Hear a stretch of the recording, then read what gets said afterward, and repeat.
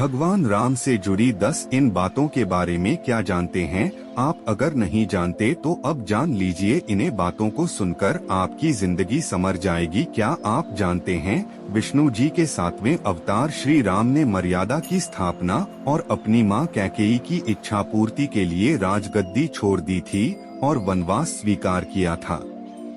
इसलिए ही श्री राम को मर्यादा पुरुषोत्तम कहा जाता है। आइए आपको बताते हैं भगवान राम से जुड़ी कुछ बातें। नई दिल्ली, हिंदू धर्म में भगवान राम को विष्णु का अवतार माना गया है।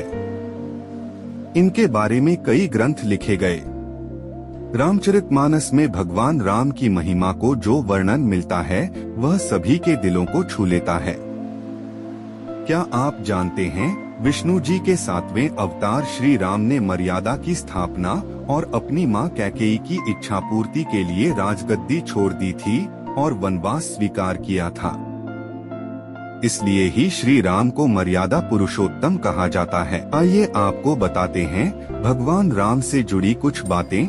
श्री राम के जीवन काल को महर्षि वाल्मीकि ने संस्कृत महाकाव्य रामायण में वर्णित किया है। राम पर तुलसीदास ने भी रामचरितमानस रचा है। राम के अलौकिक कार्यों को वाल्मीकि ने रामायण महाकाव्य में संस्कृत में वर्णित किया, जिसे तुलसीदास जी ने रामचरितमानस नाम से अवधि में रचा। कहा जाता है कि भगवान राम का जन्म मनु के 10 पुत्रों में से एक पुत्र इक्ष्वाकु के कुल में हुआ था। चैत्र नवमी को भगवान राम का जन्म अयोध्या में हुआ था। इसी उपलक्ष्य में चैत्र नवमी को रामनवमी के रूप में भी जाना जाता है।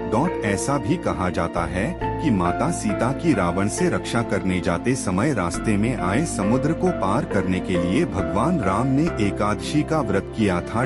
माना जाता है कि भगवान राम ने रावण को युद्ध में परास्त करने के बाद रावण के छोटे भाई विभीषण को लंका का राजा बना दिया था। माना जाता है कि भगवान राम ने रावण को युद्ध में परास्त करने के बाद रावण के छोटे भाई विभीषण को लंका का राजा बना दिया था।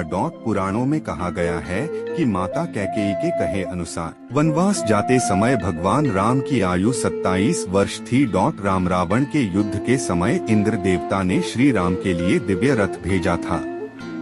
इसी में बैठकर भगवान राम ने रावण का वध किया था।